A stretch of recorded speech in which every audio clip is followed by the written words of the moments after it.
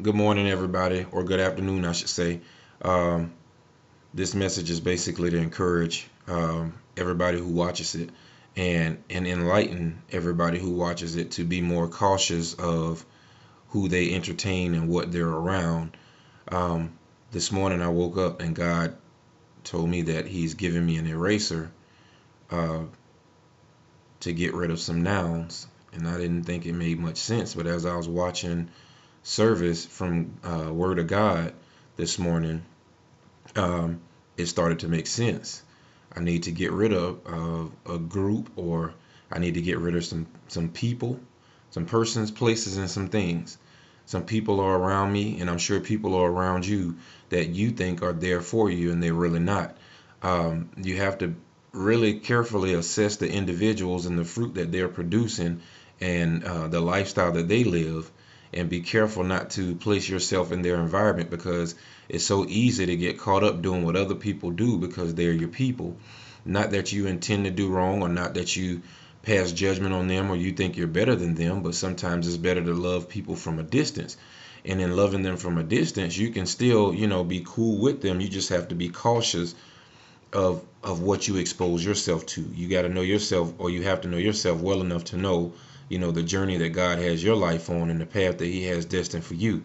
So, A, getting rid of people. B, places. Sometimes we find ourselves in places, and I don't mean like in places where you didn't put yourself in the darndest predicament. Nah, like places you visit, like certain bars, certain restaurants, certain houses, certain environments that we put ourselves in that we really shouldn't. And I'm not saying there's something wrong with going to a sports bar or going wherever you choose to go, but at the same time, you have to understand what that place is about and what the people go there for. And if the people go there for a certain thing, then how long can you continue to go before you become a part of what's taking place there? And again, what you become a part of there could very well take you off the journey that God has destined for you, or what God wants you to be doing at that hour, at that time. You may supposed to be somewhere praying for somebody, and instead you turned up somewhere where you shouldn't be. So again, God told me to get rid of certain people. He didn't name any in particular, so I have to sit back and assess the people who I engage in conversation with and hang out with on a regular basis. I encourage you to do the same. Again, I have to be cautious of where I place myself as far as environments of where I'm going. And also, I have to get rid of certain things. There are certain things that I may be doing, or I'm not going to say maybe because he said things.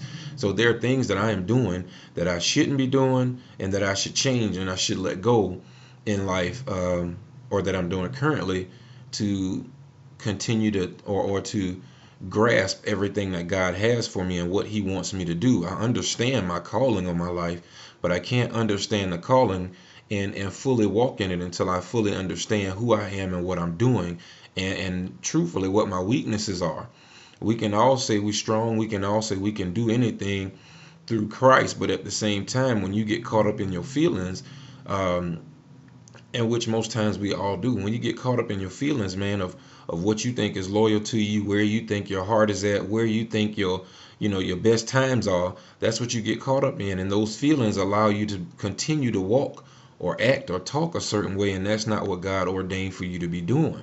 So ultimately, man, this message is to tell everybody, man, whatever it is that you are a part of, whatever it is that you're doing, whatever it is that whatever people you have around you, man, really sit down and assess yourself and assess the people around you. Again, not to pass judgment, but to look at the fruit that they bring forth, look at the life that they live. And if that's not the life you want to live, or the examples you want to set for your life and for your kids, then you might need to assess, you know what I'm saying, whether you really need to be around those people. I can remember my grandmother telling me the best way to deal with some people is with a long handled spoon. And I used to think it was the funniest thing in the world. But now I understand.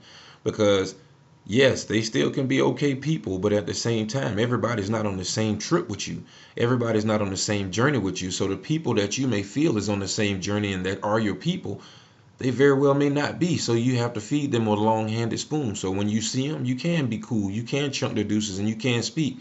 But when it comes to putting yourself in the same environment and hanging out and making them your ace and this, that, and the third, you have to be cautious because again, you'll find yourself losing yourself in them.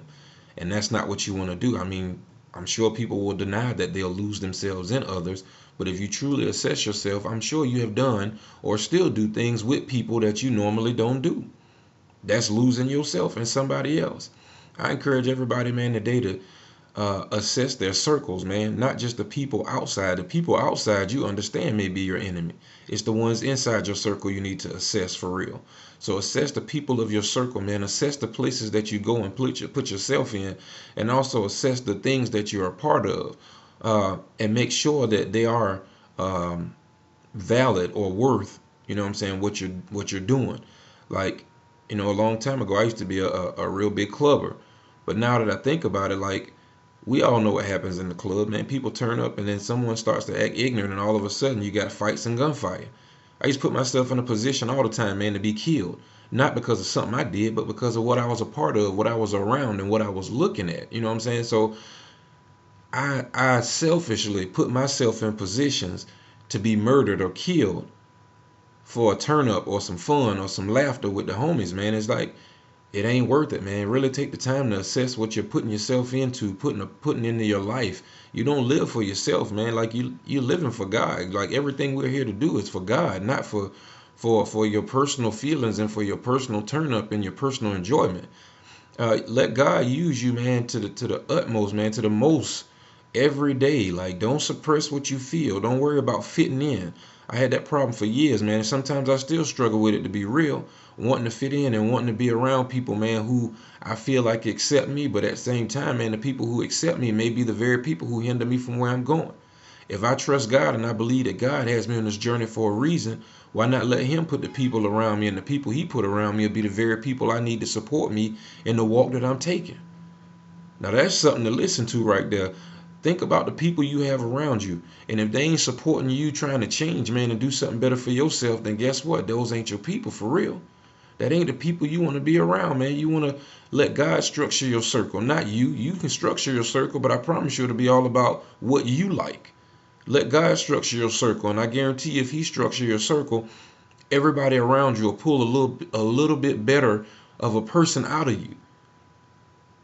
Do that, man. Let God create your circle. And in Him creating your circle, everybody around you will make you better. All I can say is, man, take the time to assess everything that you're a part of, everybody that you're a part of, or every circle that you are a part of, and people who you have as a part of your circle, and assess the places that you go.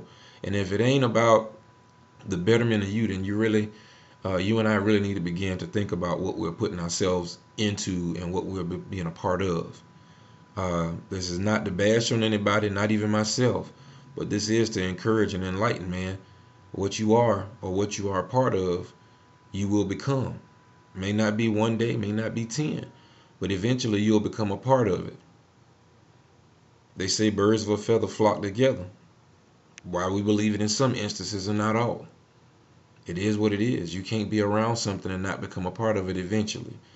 So again, man, just assess what you're a part of, the people you are around, and the things you enjoy doing, and and begin to better yourself daily so you can be exactly who God created you to be, and not who you desire to be within your feelings and your flesh.